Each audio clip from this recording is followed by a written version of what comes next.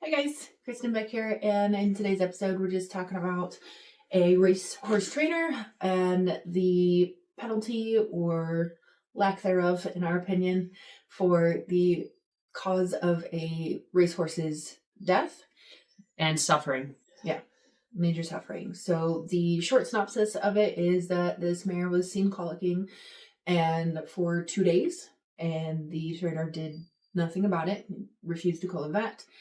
And she ultimately ended up flipping out of her stall, and she passed away from a ruptured digestive tract that was discovered on the necropsy that they did on her. And we should also say, too, that this was bad enough that another trainer on the track offered to haul her to a vet clinic and pay all medical expenses as well. So this was not limited by money, in my opinion. It's and then what was I forgot, it was like 2 years, I think. Yeah, he had a 2-year suspension. So it wasn't even like a ban, anything like that. He had a 2-year suspension, and the mare passed away in 2025. And then the judge, an administrative law judge, said that it seemed overly lenient, which I agree with. That's not a lot. And it's one of the things we've talked about in some of our previous episodes about horse welfare and stuff, is that there is not a lot of strong consequences for things like this. And different aspects of horse abuse in the industry, where people get suspensions or maybe banning from related organizations, but there's not a whole lot of like major consequences, or they might have a little bit of a fine, but then it's kind of sort of said as a joke that anything that is reprimanded for a fine is legal for a fee, but it's kind of true. And for those of you that don't know, a ruptured intestine is probably one of the top most painful things a horse can experience, in my opinion. I had a horse years ago that happened to.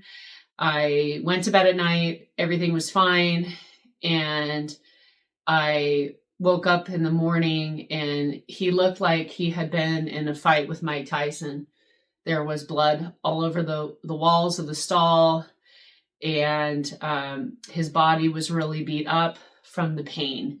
Because once the pain is that excruciating, they just start thrashing. It's like they are absolutely out of their mind in pain. And it was a horrible thing for me to experience, to come in. This was one of my beloved lesson horses, and he did have a ruptured intestine. He did not pass on his own. We had to put him down. One of the things that can happen is once the intestine ruptures, then they go septic internally, obviously from all the bacteria that's in the gut.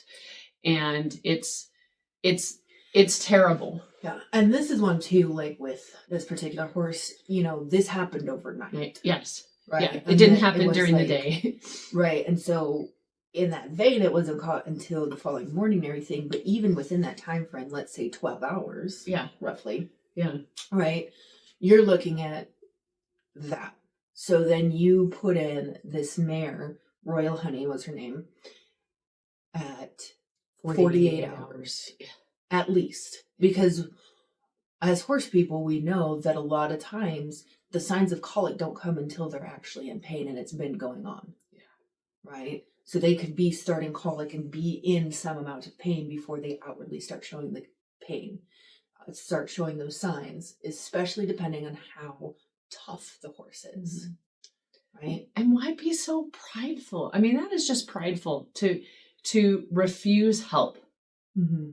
If money was a factor, then why suck up your pride? Take some help, and kudos to that trainer for trying to step in and do the right thing. That's probably a pretty darn good person. Yeah. And that is the thing. Another thing about the track is everybody thinks everybody's bad. But in this instance, obviously you see somebody with a little bit of humanity that's saying, hey, I'll help you. And I can't figure out why you wouldn't take the help. I mean, why? Yeah. So, and I'm going to be reading directly from the Pollock report real quick here, just so I can remember everything. In his, the trainer cripple, his, within his suspension, he was also had his racing license in Ohio suspended with prejudice, which within the racing industry and everything, I don't really know what that means to have it with prejudice, other than maybe they can't get it back or something, but we'd have to look into that. So if you know, let us know. Yes, exactly. And was required to remove his horses from Valterra. The Ohio Racing Commission put Cribble's name on a stop list to prevent him from being licensed in the state in the future. So at the very least, in the state of Ohio, he can't train anymore. But that still goes back to, like, there's no national, like, level or anything, you know. Yeah. There's no he can't go to the next state and do it again. So we know that racehorses travel all over the country, and so do trainers. So yeah, it's just baffling to me why somebody would only get 2 years. I mean, don't. Well, and if you remember, you know, this isn't his first abuse infraction. Yeah. So in 2009, he was arrested in California, Fairplex Park, on animal cruelty charges and convicted of misdemeanor of animal cruelty. And then it involved a pony suffering from laminitis, and he had a fine and 3 years probation on animal cruelty and some community service. And then it was dismissed in 2014. See, this is where... And so he can be relicensed in California. Yeah, so this is where I would feel like, as an owner, I would want what Scotland's doing with the animal abuser list. If you have been ever convicted of an animal cruelty crime, they want you to go on an animal abuser list. So as an owner, if you are looking to put your horse in training with somebody, you can publicly go and look at the list and see if somebody's name comes up. It's a lot like a sex abuse list. So you don't have to rely. Yeah. Yes. Yeah. Yeah. I think that would be great, because one of the things they talked about in Scotland is they are also getting problems with horses or owners owning horses in one part of the country, getting convicted of abuse, and then going to another part of the country where people haven't heard of the cases, and also the law enforcement has not heard of the cases. So when they show up at a scene, they don't know that this is a person that has committed these atrocities before. Yeah, and especially in the U.S. here, we're huge. It is huge, and the states are huge too. A lot of them. Right, and so you spread out, and it's like, it reminds me of a rescue that had really bad. It was a really bad rescue, and there's a lot of problems with it and everything. And they moved from Northern California to Southern California. And last I heard, I haven't actually heard anything new for a while, but last I heard they were still taking in horses, and it was still a problem. Like, these horses are still emaciated; they're not actually rescuing; they're just prolonging the suffering. But my only, I don't want to say issue per se with having like a national list, because I do understand the concept of it and everything else, but everyone has such a wide variety of what is considered abuse, right? You go to the extremes of people thinking that if you have a bit in the horse's mouth, you riding the horse is abuse, right? And then you have the other extreme where they're like, oh no, it's fine, run my horse around until they're dripping sweat and falling over. That's totally fine. It's like, we need a middle ground here, and we need very objective. So the SSPCA, which is the Scotland Society for the Prevention of Cruelty of Animals, is currently going after the 5 freedoms rule, which is an old rule way before 2006, but essentially, and I'll put the link to this video in one of the cards up top. But the 5 freedoms rule is basically freedom from hunger, freedom from fear, freedom from pain, and then I forget the other 2, but it is in this other video.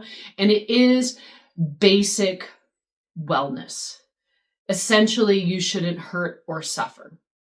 It's not indicative of training practices or how you're being housed or any of that. It is literally basic cruelties. Now, the SSPCA is trying to get it changed to the 5 welfare acts, which I'm not so sure that I like that. I think that might be going a little too far on that aspect. That's also listed in the other video because I don't want to get the information wrong.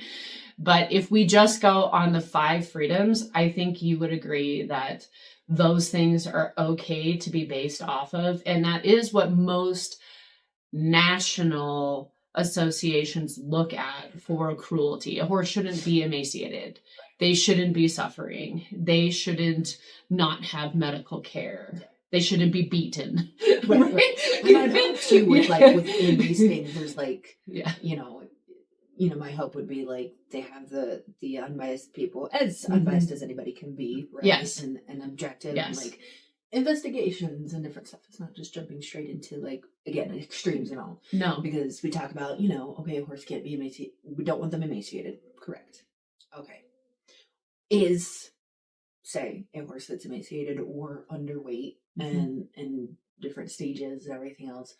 Okay, is the person in charge of the horse taking steps, and what steps to address it, right?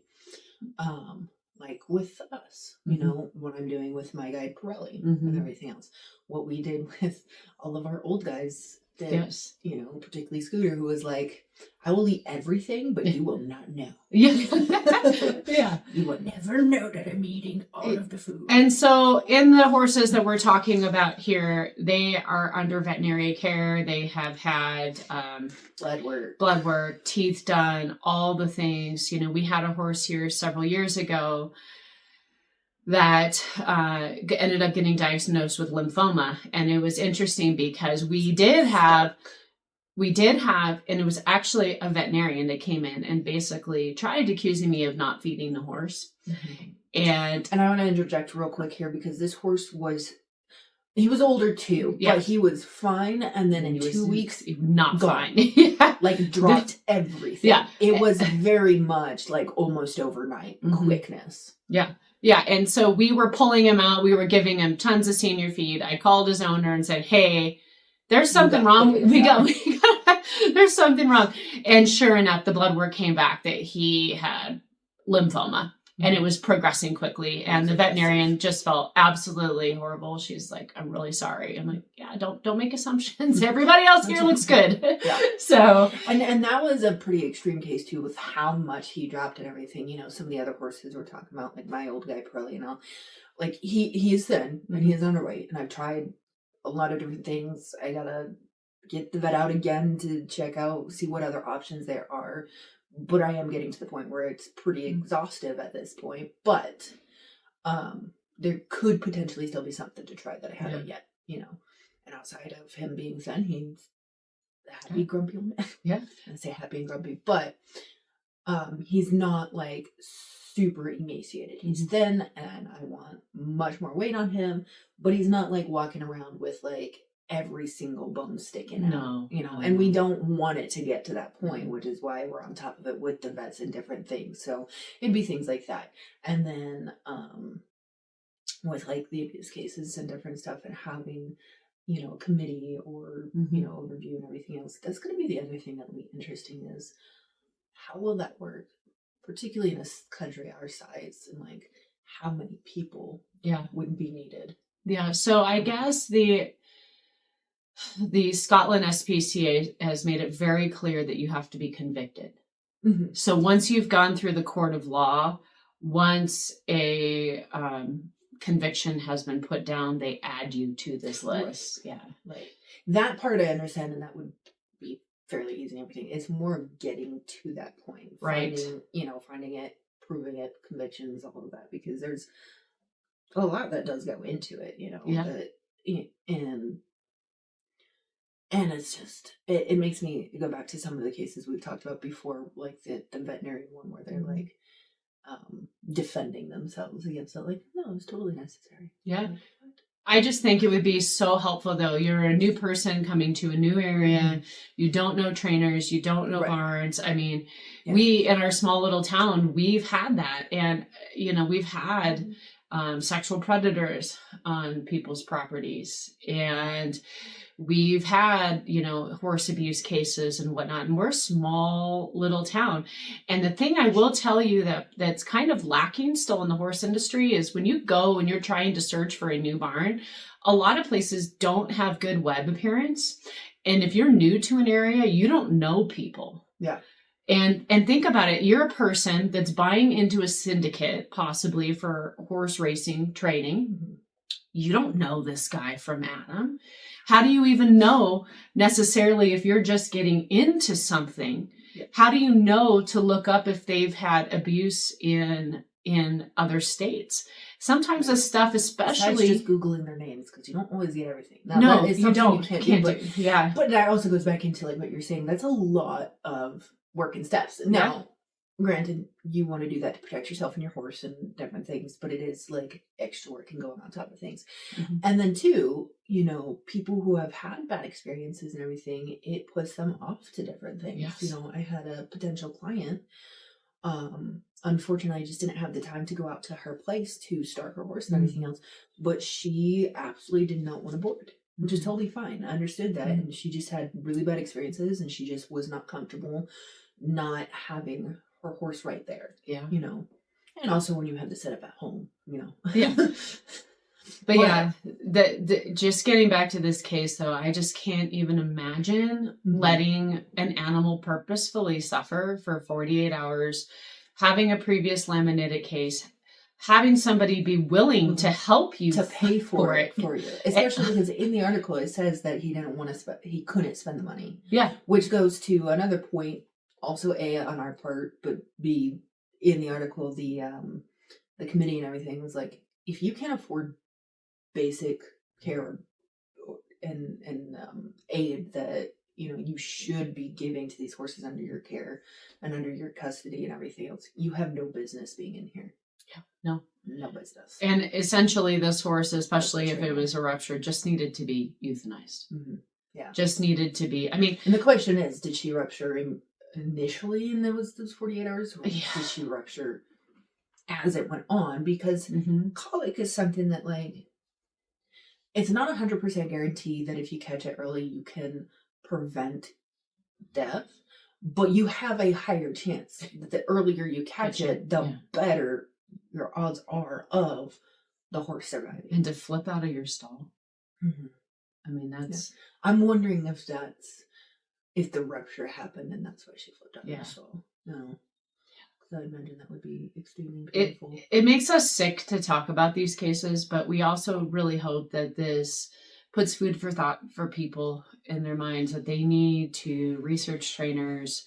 Things need to change in our industry, and that there are good people out there like this other trainer. So, and we'll do a video. You can look into that soon on some of the things that you can do to kind of help yourself find the right trainer, and some red flags to look for, green flags to look for, and everything on, who the trainer is, how to, determine if it's going to be a fit for you too, because it could be a great trainer, but not a good fit for you. Yeah.